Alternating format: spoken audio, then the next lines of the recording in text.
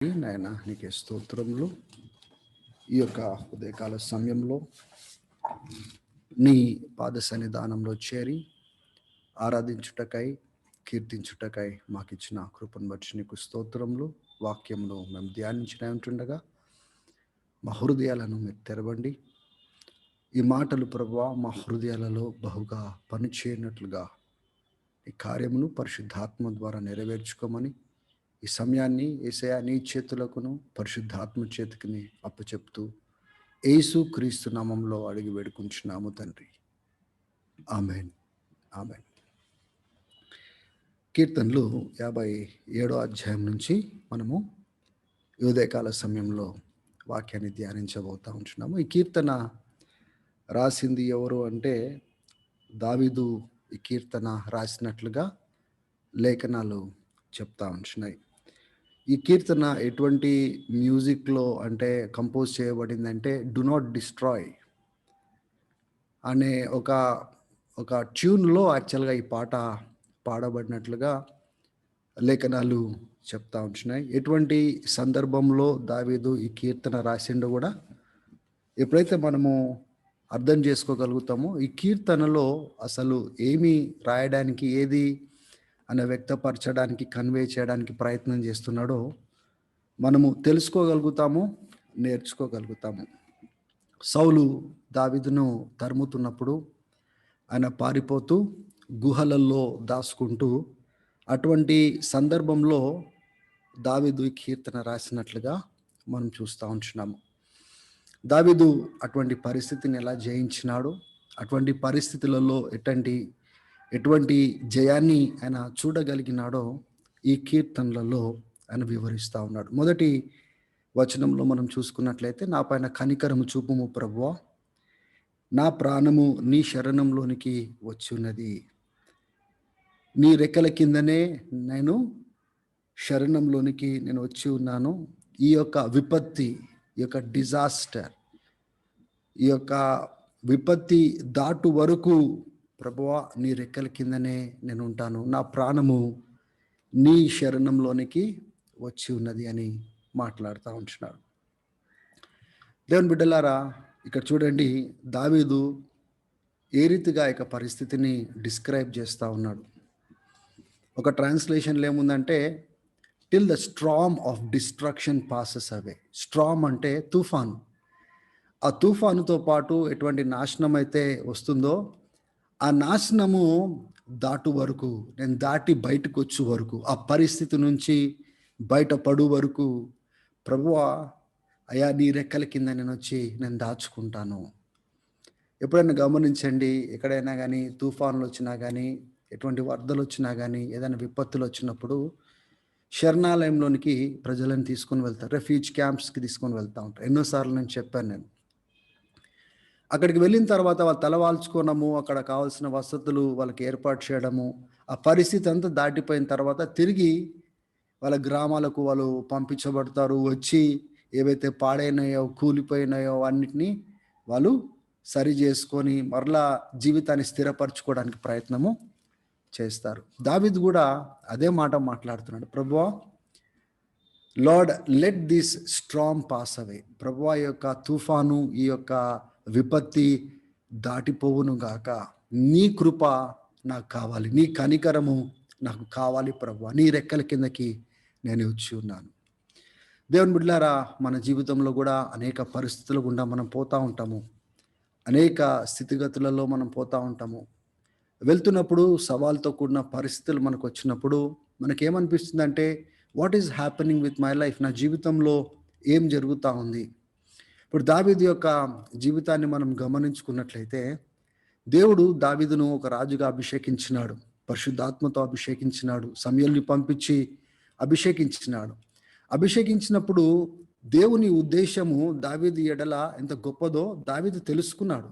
కానీ దావీదు అర్థం కాని విషయం ఏంటిదంటే, ఎందుకు ఆయన చుట్టూ శత్రువులు ఉన్నారు, ఎందుకు కారణం లేకుండా నన్ను తరుముతున్నారు. ఆయనకు అర్థం కాని విషయం ఏంటిదంటే, ఆయన ఎంత మంచి చేయనికి ప్రయత్నం చేసినా, ఎంత యథార్థంగా ఉన్నా, ఎంత వారి పక్షంన న్యాయంగా నిలబడినప్పటికీ, మీరు గమనించండి, సౌలు కోసం ఆయన గొప్ప యుద్ధాలు చేసినాడు, ఎన్నో విజయాలు సంపాదించుకొని వచ్చినాడు.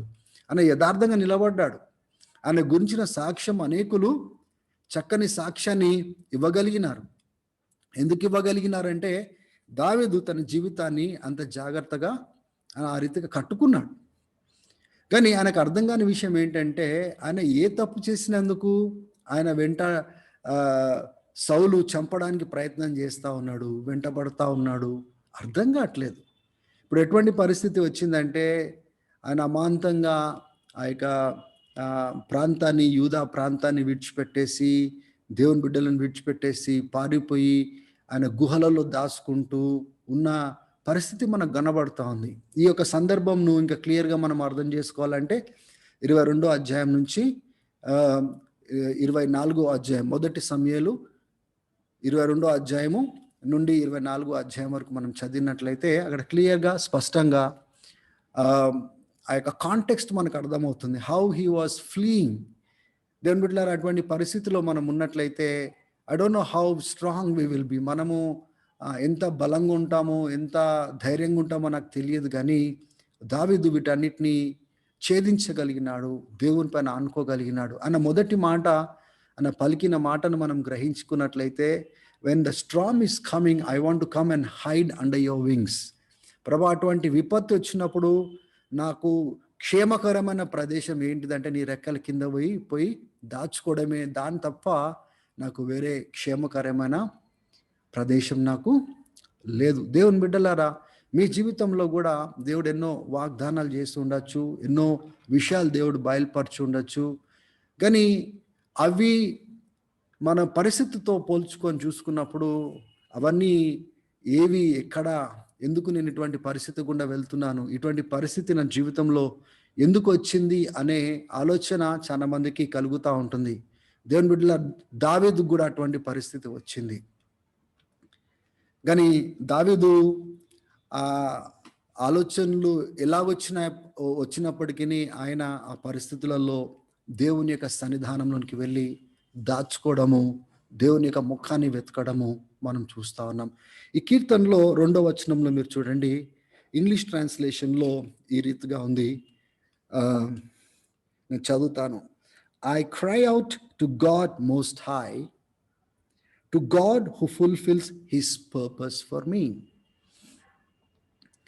ఒక ట్రాన్స్లేషన్లో ఎలాగుందంటే, నేను దేవునికి మొరపెడుతున్నాను, ఆయన నా కార్యములన్నిటినీ ఆయన సఫలము చేయువాడు అని ఒక ట్రాన్స్లేషన్లో ఉంది.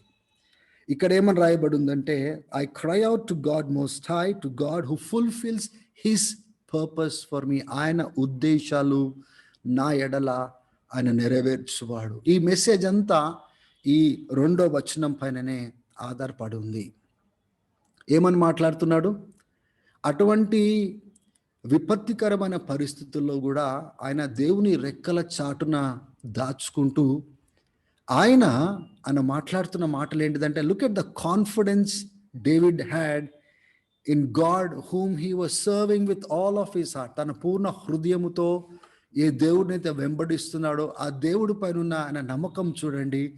ఆయన నా ఎడల కలిగిన ఉద్దేశం అన్నీ ఆయన నెరవేర్చువాడు గనుక నేను ప్రార్థన చేస్తాను, నేను మొరపెడతాను.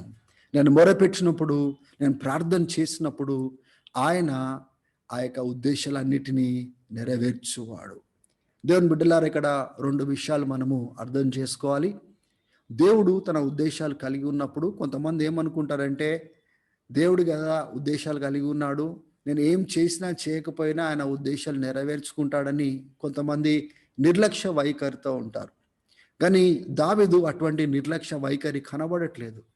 దేవుడు ఏ ఉద్దేశాలైతే బయలుపరిచినాడో, ఏ ఉద్దేశాలైతే తెలియపరిచినాడో, ఏ ఉద్దేశాల కోసం అయితే తను ఏర్పాటు చేసుకున్నాడో ఆ ఉద్దేశాలన్నిటినీ ఆయన నెరవేర్చువాడు గనుక నేను ప్రార్థన చేస్తాను, నెరవేర్చబడాలని నేను ప్రార్థన చేస్తానని దావీదు మాట్లాడుతున్నాడు. నేను మొరపెడతానని మాట్లాడుతున్నాడు. మీరు కూడా ఏ ఉద్దేశాలు అయితే మీ ఎడల దేవుడు కలిగి ఉన్నాడో, బయలుపరిచినాడో, దేవుని బిడ్డలారా, మీరు ప్రార్థన చేసినప్పుడు, దాని విషయంలో మీరు వెతుకుతున్నప్పుడు, మీ హృదయం పెట్టి వెతుకుతున్నప్పుడు దేవుడు ఆ యొక్క ఉద్దేశాలన్నిటినీ నెరవేర్చు వాడు అనే సంగతిని మనం గ్రహించాలి. ఒకసారి మనము దావీదు యొక్క పరిస్థితిని అర్థం చేసుకోవడానికి మొదటి సమూయేలు 22వ అధ్యాయానికి మనం వెళ్దాం. చూడండి, ఆయన ఎక్కడెక్కడికి పారిపోయినాడో, ఎటువంటి స్థలాలలో ఆయన తలవాల్చుకున్నాడో ఒకసారి మనము జాగ్రత్తగా అర్థం చేసుకోవడానికి మనం ప్రయత్నము చేద్దాం. దావీదు 22వ అధ్యాయము మొదటి వచనాన్ని మనం గమనించిన బైబిల్ అందరు తెరవండి. చూడండి మీ బైబిళ్ళల్లో. అంటే దావీదు యొక్క స్థానంలో మనల్ని మనం పెట్టుకుందాం. ఒకవేళ నేను అటువంటి స్థానంలో ఉన్నట్లయితే, నేను ఆ రీతిగా ఒక ప్రాంతం నుంచి ఒక ప్రాంతంకి పారిపోతున్నట్లయితే, నా ప్రాణము కోసము నేను అక్కడ ఇక్కడ తలవాల్చుకుంటున్నట్లయితే, గుహలలో దాచుకుంటున్నట్లయితే, నేను ఏ రీతిగా ఆ పరిస్థితిని హ్యాండిల్ చేస్తాను. ఇప్పుడు చూడండి, దావీదు యొక్క పరిస్థితిని మనం గ్రహిస్తాము. తర్వాత మన పరిస్థితులను ఆ యొక్క స్థానంలో పెట్టుకొని, ఈ చిన్న చిన్న వాటికే నేను ఎందుకు కదిలిపోతా ఉన్నాను, చిన్న విషయాలలోనే నాకు విశ్వాసం కోల్పోతా ఉన్నాను, దేవుని పైన దృష్టి రావడం లేదు, ప్రార్థన చేయడం లేదు, నిబ్బరం కలిగిన మనసు నాలో లేదు. ఇంతకుముందు మనం చదువుకున్నాము 57వ కీర్తనలో, ప్రభువా నేను నిబ్బరం కలిగిన మనసు నేను కలిగి ఉన్నాను గనుక నేను నిన్ను స్తుతిస్తాను, నేను దేశముల మధ్యలో పరిశుద్ధుల మధ్యలో నేను నిన్ను స్తుతిస్తాను, నేను ఘనపరుస్తాను అని ఎంత గట్టిగా మాట్లాడుతున్నాడు. ఆయనకు అటువంటి విశ్వాసం ఎక్కడి నుంచి వచ్చింది, అటువంటి నిరీక్షణ ఎక్కడి నుంచి వచ్చింది, ఆయన అసలు పోయిన పరిస్థితులు ఏంటిది ఒకసారి మనం చూద్దాము. మొదటి సమూయేలు 22వ అధ్యాయానికి మనం వెళ్ళినట్లయితే, గాత్ ప్రాంతం నుంచి ఆయన తప్పించుకొని ఆయన అదులం అనే గుహలోకి వెళ్ళి అక్కడ దాచుకున్నట్లుగా తలవాల్చుకున్నట్లుగా 22వ అధ్యాయంలో మనం చూస్తున్నాం. ఈ 57th చాప్టర్ అంతా ఈ యొక్క దావీదు రాసిన కీర్తన, ఈ యొక్క కాంటెక్స్ట్, దాని యొక్క సందర్భము ఈ 22వ అధ్యాయము 23వ అధ్యాయము ప్రత్యేకంగా 24వ అధ్యాయానికి చాలా ముడి కట్టబడి ఉందన్న సంగతిని అర్థం చేసుకుందాము. ఆమేన్. చూడండి, గాత్ ప్రాంతం నుంచి ఆయన తప్పించుకొని ఎక్కడికి వెళ్ళినాడు, అదులం అనే ప్రాంతంలోనికి వెళ్ళి అక్కడ గుహలో దాచుకున్నాడు. ఈ విషయము తన సహోదరులు, తనకు తెలిసిన వారు, ఇంటి వారు, తల్లి తండ్రి ఇంకా స్నేహితులు తెలుసుకొని ఏం చేసినారు, అక్కడికి వెళ్ళి కలుసుకున్నారు. వాళ్ళు కూడా చాలా దుఃఖంలో ఉన్నవారు, బాధల్లో ఉన్నవారు, నిరుత్సాహంతో ఉన్నవారుగా ఉన్నారుగా లేఖనాలు చెప్తా ఉన్నాయి. అప్పుడు వాళ్ళు వెళ్ళి దావీదుని ఒక నాయకుడిగా ఎన్నుకున్నట్లుగా, ఆయనను వెంబడించినట్లుగా చూస్తున్నాం. అప్పుడు దావీదు 3వ వచనం చూడండి, దావీదు మోయాబు ప్రాంతానికి వెళ్ళినాడు. మిస్పా అనే ప్రాంతానికి వెళ్ళి తన తండ్రిని తల్లిని ఏం చేసినాడు, ఆయన మోయాబు రాజు దగ్గరికి వెళ్ళి, అయ్యా నా జీవితంలో ఏం జరగబోతుందో నాకు తెలియదు. గమనించండి మాటలు, ఆయన మాట్లాడే మాటలు ఏంటిది, I do not know what might happen to me, what God will do for me, నా కోసం దేవుడు ఏం చేస్తాడో నాకు తెలియదు. గమనించండి ఆయన మాట్లాడే మాటలు.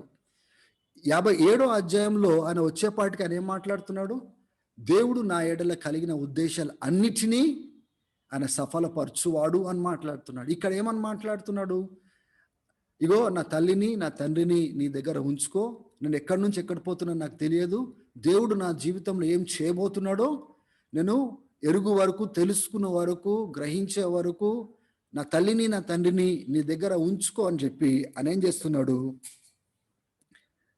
ఆ యొక్క మోయాబులో మిస్పా అనే ప్రాంతంలో తన తల్లిని తండ్రిని విడిచిపెట్టి ఆయన బయలుదేరి వెళ్ళినట్లుగా మనం చూస్తూ ఉన్నాం. అప్పుడు ప్రవక్త అయిన గాదు ఒక మాట మాట్లాడుతున్నాడు, నువ్వు ఈ ప్రాంతంలో ఉండమాక యూదా ప్రాంతంలోకి నువ్వు వెళ్ళు అన్నప్పుడు ఆయన హెరీత్ అనే ప్రాంతంలోనికి, అక్కడ అడవి, హెరీత్ అనే అడవి అనే ప్రాంతంలోనికి దావీదు వెళ్ళినట్లుగా మనం చూస్తున్నాము.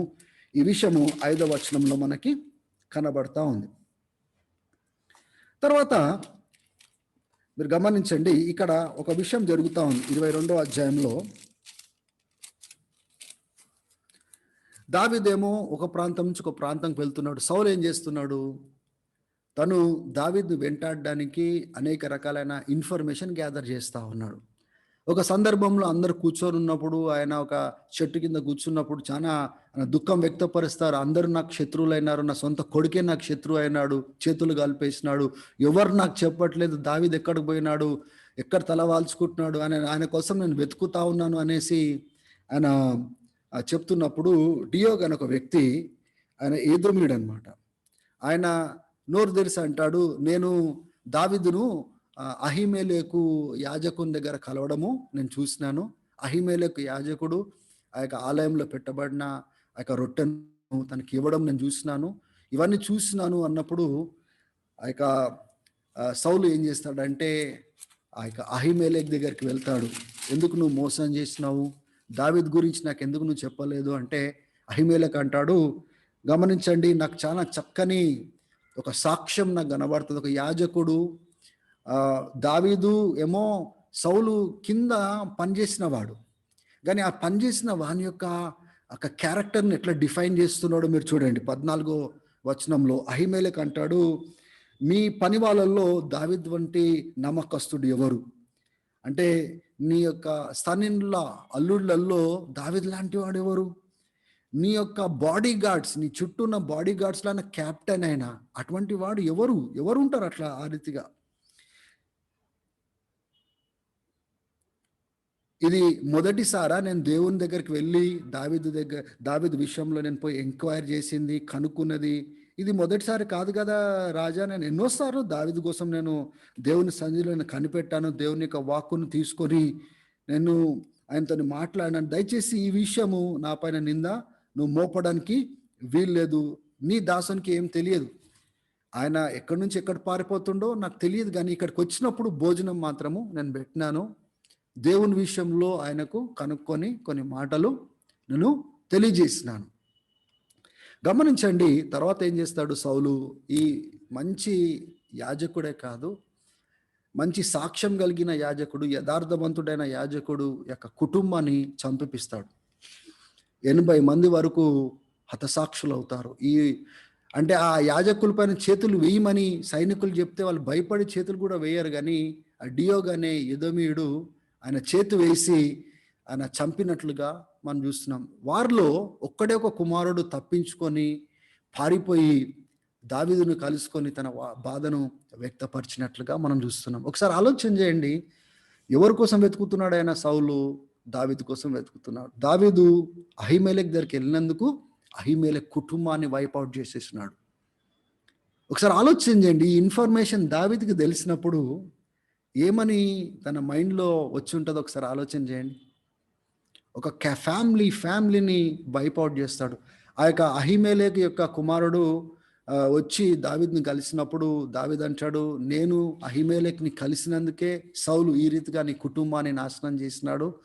దానికి కారణము ఒకవైపున చూసుకున్నట్లయితే కారణం నేనే, గనుక నువ్వు దయచేసి ఎక్కడికి వెళ్ళకు, నాతో పాటే ఉండు. నన్ను వెంబడిస్తూ నన్ను వ్యతిరేకిస్తున్న సౌలు నిన్ను కూడా వ్యతిరేకించేవాడే, గనుక నువ్వు ఇక్కడ ఉండడమే క్షేమము అని. ఆయన కూడా ఒక యాజకుడు, దేవుని సన్నిధిలో ఆయన యాజకుడుగా ఉన్నాడు. ఆయన కుమారుడు అహీమెలెకు యొక్క కుమారుడు కాబట్టి ఆయన దావీదుతో పాటు ప్రయాణం చేసినట్లుగా చూస్తుంది. కానీ I want you to picturize the mental state when he heard about how Saul wiped out the family and all the priests in the temple.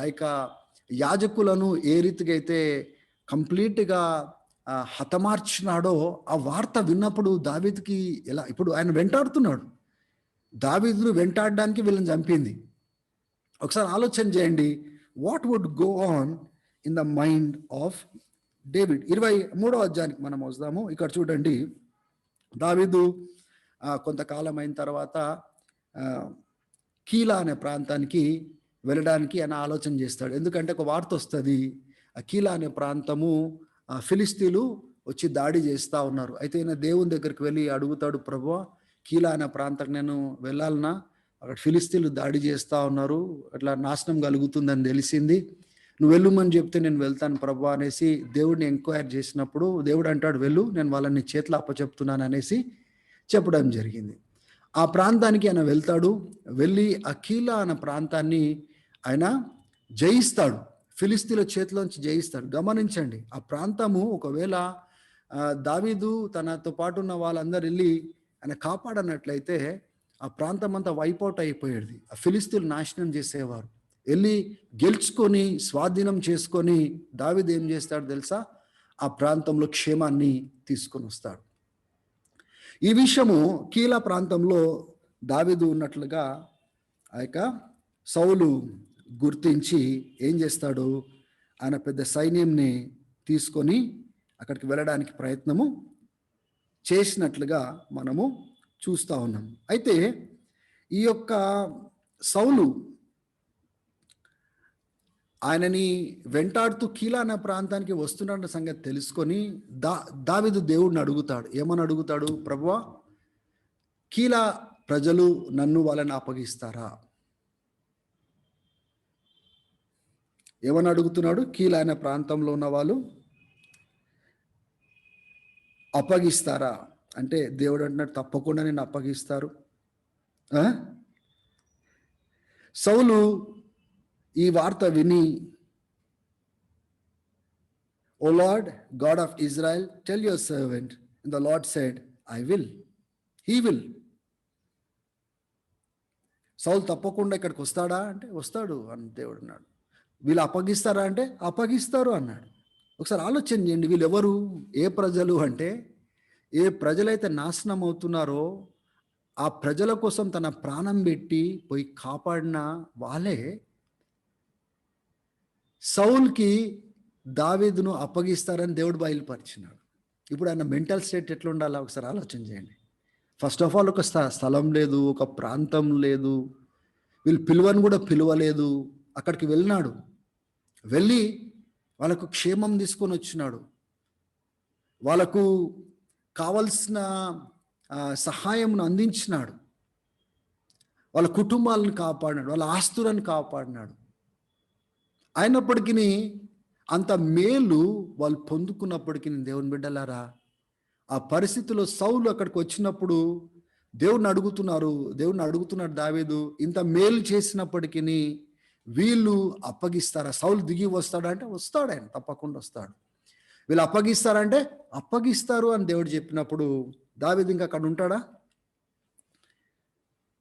అప్పుడు మీరు చూడండి 13వ వచనంలో దావీదు తనతో పాటు ఉన్న 600 మంది వాళ్ళు ఏం చేసినారు? ఒక ప్రాంతం నుంచి ఇంకో ప్రాంతానికి కదలడము మొదలు పెట్టినారు. 14వ వచనంలో మీరు చూడండి, 14-15 వచనాలలో హోరేష్, డెజర్ట్ ఆఫ్ జిప్, ఆ యొక్క ఎడారిలో, జిప్ అనే ఎడారిలో హోరేష్ అనే ప్రాంతంలో వాళ్ళు వెళ్ళినట్లుగా మనము చూస్తున్నాం. ఇక్కడ ఈ ప్రాంతంలో, హోరేష్ అనే ప్రాంతంలో వచ్చినప్పుడు గమనించండి, there is something that I wanted to share here. యోనాతాన్ తెలుసుకొని దావీదుని కలుసుకోవడానికి అక్కడికి వెళ్ళినాడు. ఎందుకంటే యోనాతాను సౌలు కుమారుడు అయినప్పటికీ దావీదు యొక్క క్షేమమును కోరువాడు, మంచి స్నేహితుడు. So when David was at Horesh, in the desert of Ziph, he learned that Saul had come to take his life, and Saul's son Jonathan went to David at Horesh and helped him to find strength in God. And అక్కడికి వెళ్ళి ఏం చేసినాడు తెలుసా? ఒకవేళ యోనతాను ఒక చెడ్డ ఆలోచన కలిగిన వాడైతే, దావీదు బ్రతుకున్నంత కాలం నేను రాజుగాను, దావీదు చనిపోతేనే మేలు అని కోరుకునేవాడు. కానీ యోనతాన్ యొక్క మంచి హృదయం చూడండి.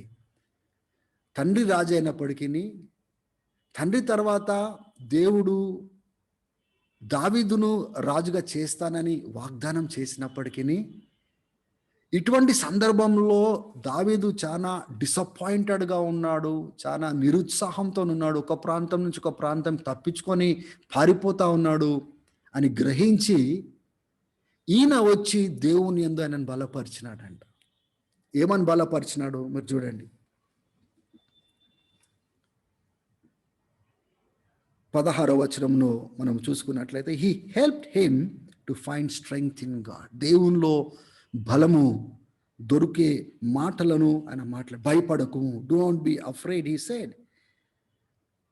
నా యొక్క తండ్రి నీ పైన ఏ చెయ్యి కూడా ఆయన వేయలేడు, నువ్వే ఇశ్రాయేల్కి రాజు అవుతావు, నేను నీ తర్వాత సెకండ్లో నేను నిలబడతాను, నేను ఫస్ట్లో ఉండను, నువ్వే రాజువి, దేవుడు నిన్ను రాజుగా నిలబెడతాడు. నా తండ్రి సౌలుకు కూడా ఈ విషయం తెలుసు అని ఈ మాటల చేత మాట్లాడి వాళ్ళిద్దరూ ఒక నిబంధన చేసుకొని దాని తర్వాత యోనాతాను వెళ్ళినట్లుగా మనం చూస్తాను. గమనించండి, ఈ 57వ అధ్యాయంలో దావీదు దేవుడు నా ఎడల కలిగిన సంకల్పము అన్నిటినీ ఆయన నెరవేరుస్తాడు అని మాట్లాడినాడు కదా అండి. అక్కడ మోయాబు రాజుతో మాట్లాడినప్పుడు ఏమని మాట్లాడినాడు? నా తల్లిని నా తండ్రిని నువ్వు ఉంచుకో, ఏం జరుగుతుందో నాకు తెలియదు, ఎటువంటి పరిస్థితులు సంభవించబోతున్నాయో తెలియదు అని మాట్లాడినాడు. తర్వాత అటు ఇటు పారిపోతూ వస్తున్న సందర్భంలో కొందరికి మేలు చేసినా కానీ కూడా ఆ మేలు చేసిన వారిని నేను అప్పగించడానికి ప్రయత్నము చేసినట్లుగా మనం చూస్తూ ఉంటున్నాము. అహిమేలకు కుటుంబాలను నాశనం చేసినట్లుగా చూస్తూ ఉన్నాము. అది కాకుండా యోనతాను వచ్చి జ్ఞాపకం చేస్తూ ఉంటున్నాడు. ఏం జ్ఞాపకం చేస్తున్నాడు తెలుసా? ఏ సామ్యుయేలు అయితే ఆయనని రాజుగా నియమించినాడో, ఏ రీతిగా అభిషేకించినాడో ఆ విషయాన్ని తన ముందుకు తీసుకొని వస్తున్నాడు, ఆ ఉద్దేశాన్ని తీసుకొని వస్తున్నాడు, ఆ అంశాన్ని తీసుకొని వస్తూ అని బలపరుస్తున్నాడు. ఇగో దావీదు, నువ్వే రాజు అవుతావు, ఇశ్రాయేలుకి రాజు మా నాయన తర్వాత నీవే. సౌలుకి విషయం తెలుసు, నువ్వు దేవునిలో బలం తెచ్చుకో, నువ్వు భయపడమాక, ఆయన ఏమి చెయ్యి నీ పైన వేయలేడు. దేవుని బిడ్డలారా, కొన్నిసార్లు మన జీవితంలో అనేకులు అట్లా యోనాతాన్ లాంటి వారు వస్తారు.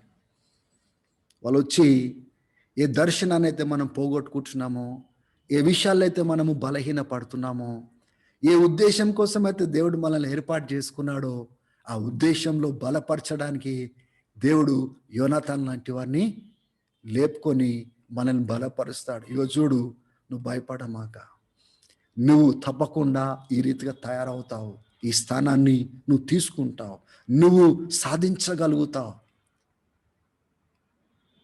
ఒకవేళ మన జీవితంలో కూడా మనం తొంగి చూసినట్లయితే దేవుని బిడ్డలారా,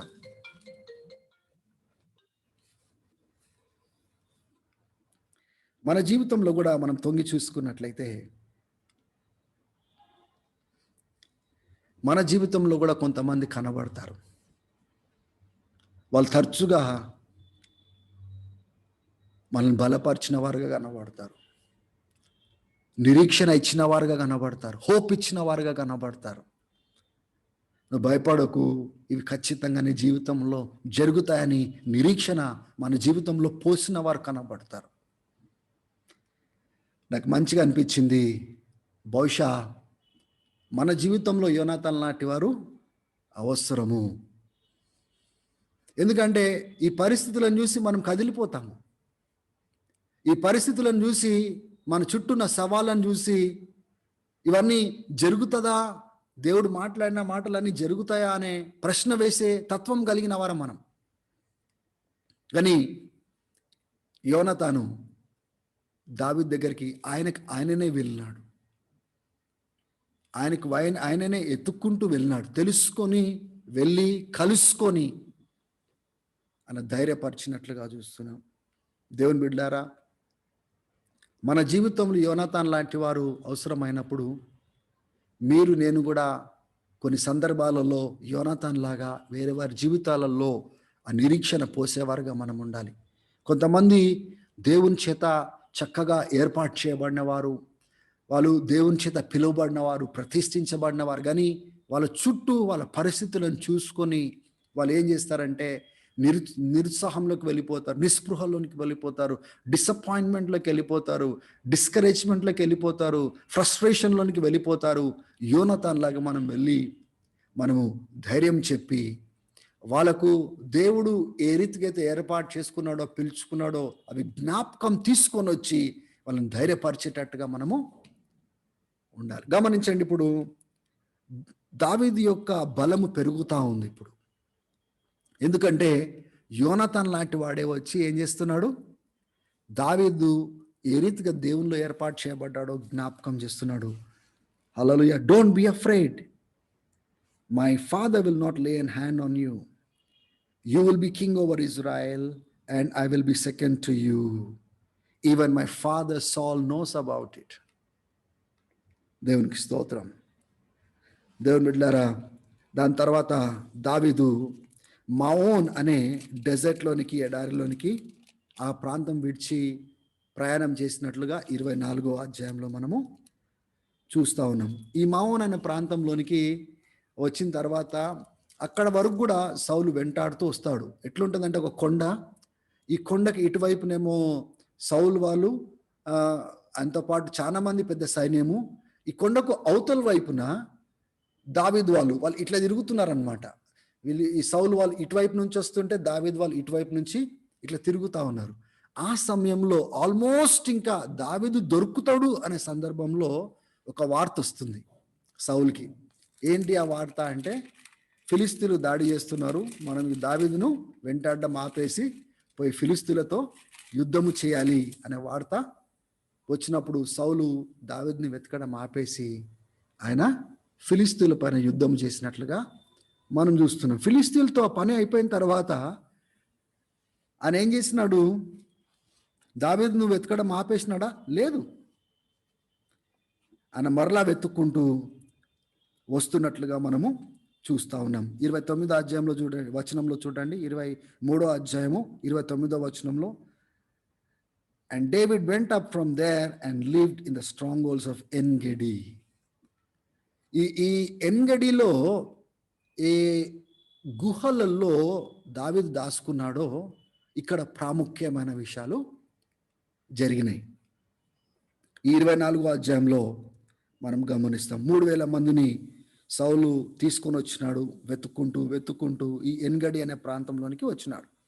వచ్చినప్పుడు అక్కడ జరిగిన సంగతి ఏంటిదంటే, సౌలు అలసిపోయి కాసేపు రిలాక్స్ అవ్వడానికి పడుకుంటాడు ఒక కేవ్ దగ్గర.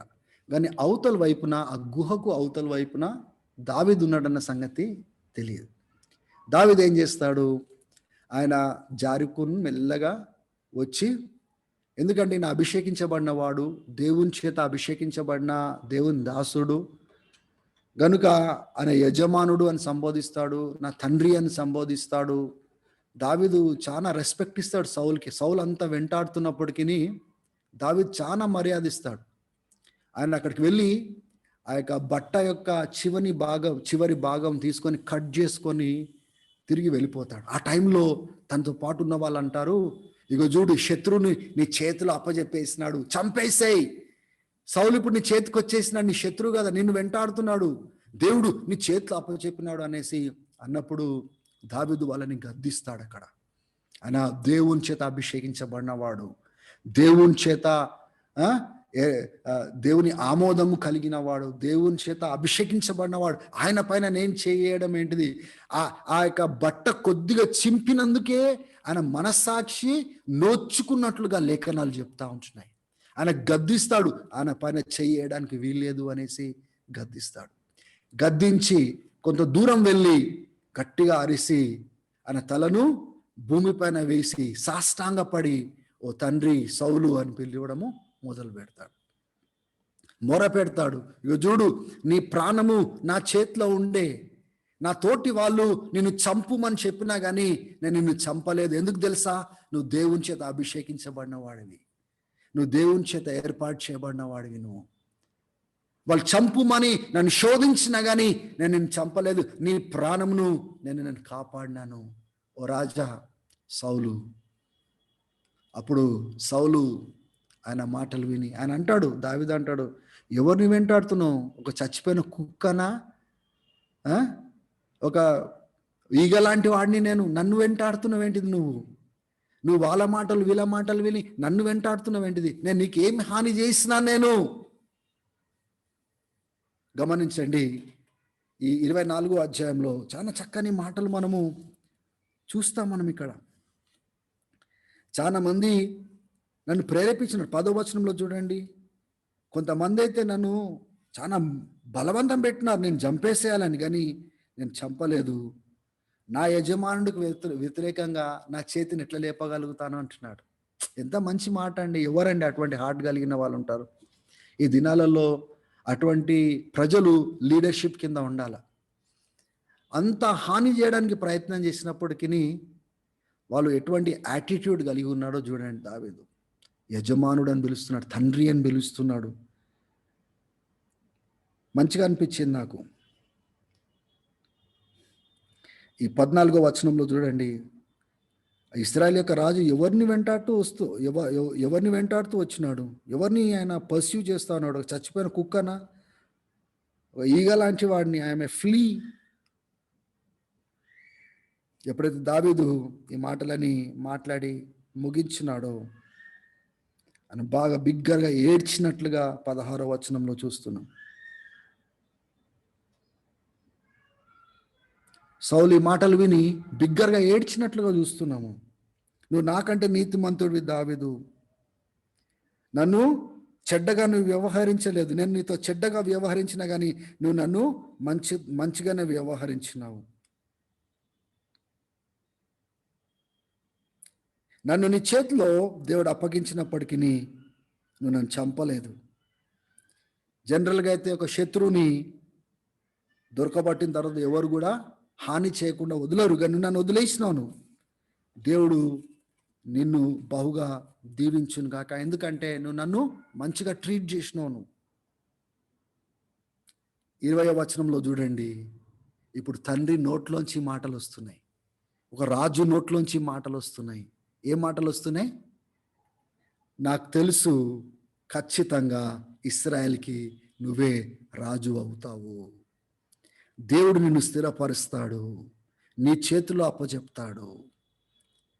21వ వచనం చూడండి, దయచేసి నాకు వాగ్దానం చేయి, నా తరమును నా కుటుంబాన్ని నాశనం చేయవని వాగ్దానం. నాకు తెలుసు ఖచ్చితంగా నువ్వు రాజు అవుతావు. హల్లెలూయా, దేవునికి స్తోత్రం. ఇప్పుడు చూడండి, ఆ తల్లిదండ్రులను అప్పచెప్పినప్పుడు ఏం జరుగుతుందో నాకే తెలియదు, నేను ఎక్కడికి పోతానో నాకు తెలియదు.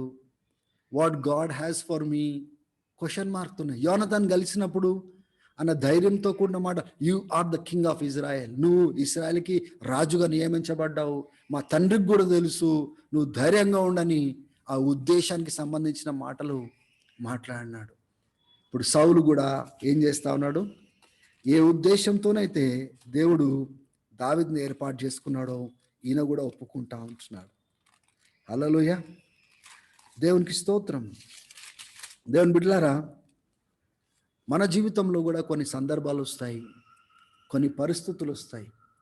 ఆ పరిస్థితులలో మనము కొన్నిసార్లు ఇమోషనల్ అయిపోయేసి ఎన్నో రకాలుగా మనం మాట్లాడచ్చు. కానీ దావీదు తన జీవితంలో దేవుడిని ఎలా కలిగి ఉన్నాడో, దేవుని యొక్క సన్నిధానంలో ఎలా బలం పొందుకున్నాడో, దేవుని యొక్క బిడ్డలు తనకు ఎట్లా డైరెక్షన్ ఇచ్చినారో, ప్రవక్తలు ఎట్లా డైరెక్షన్ ఇచ్చినారో, యోనతాన్ ఎట్లా డైరెక్షన్ ఇచ్చినాడో, ఏ రీతిగా అయితే వాళ్ళు ఒప్పుకున్నారో ఆయన ఖచ్చితంగా అర్థమైన విషయం ఏంటి తెలుసా?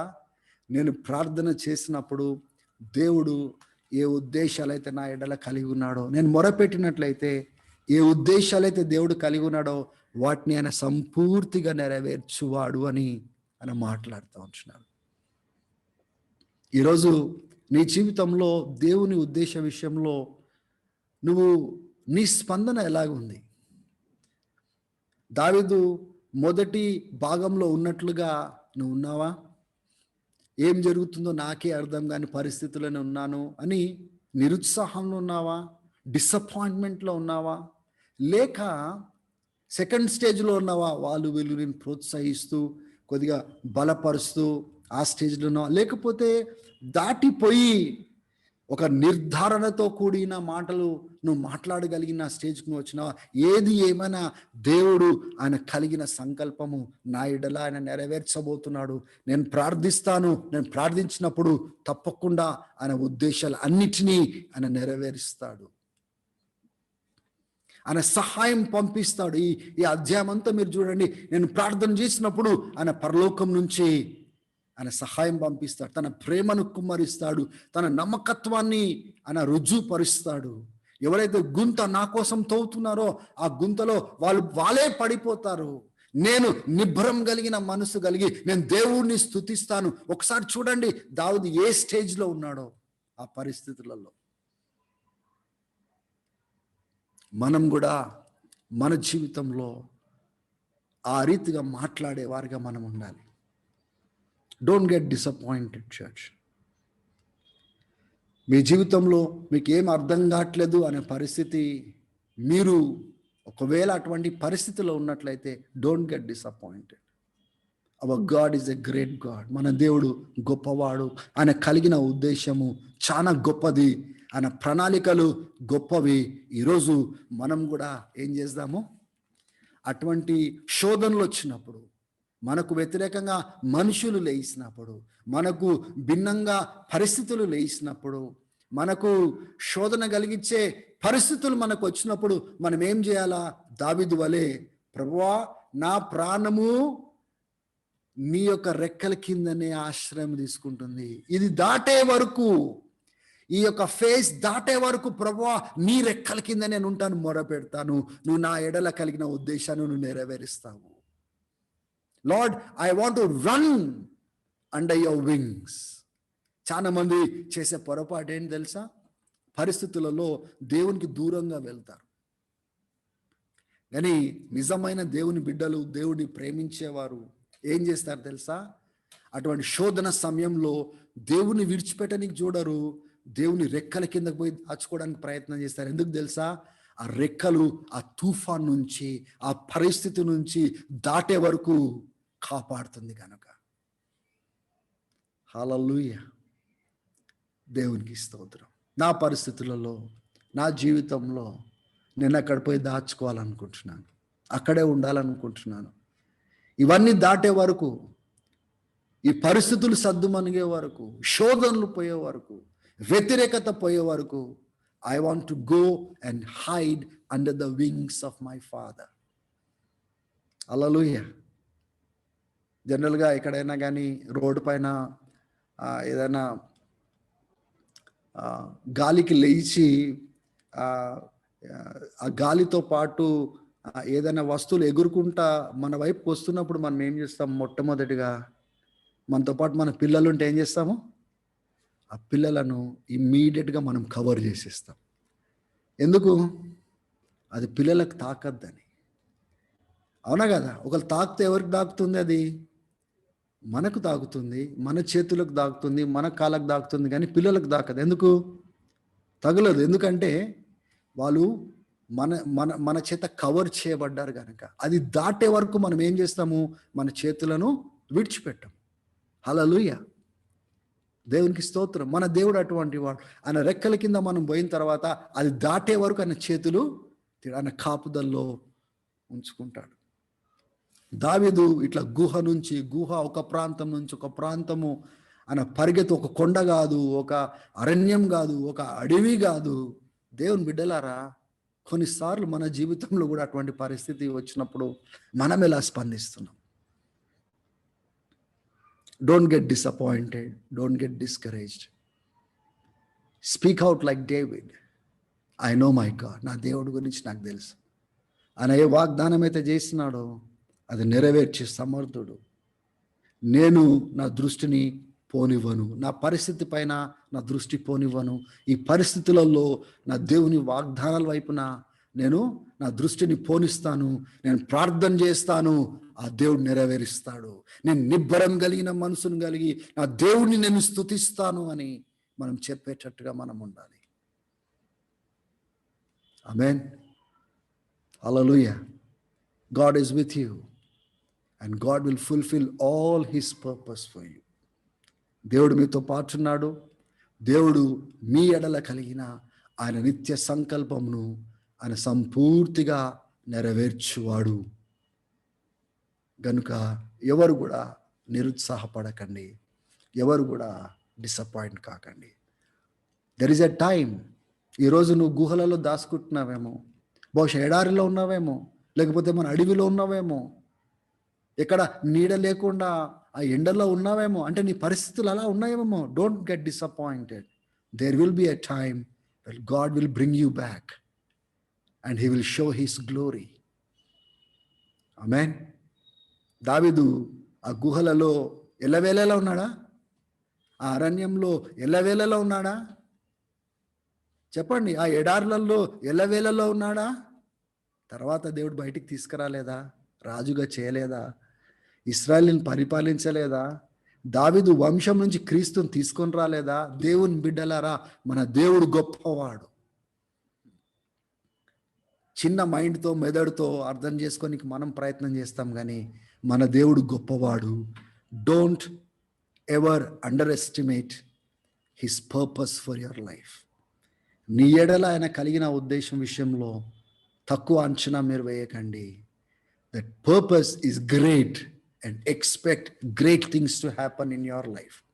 మీ ప్రార్థనలో కూడా అటువంటి ఎక్స్పెక్టేషన్స్ ఉండాలి, అటువంటి నిరీక్షణ ఉండాలి, అటువంటి ఎదురు చూసే తత్వం ఉండాలి. ఇది నా దేవుడు చేయబోతున్నాడు, నేను ప్రార్థన చేస్తాను, నా దేవుడు ఇటువంటి వాడని మనం ముందుకు సాగేటట్టుగా మనం ఉందాము. దేవుడు మీ అందరినీ బహుగా దీవించునుగాక. God bless you.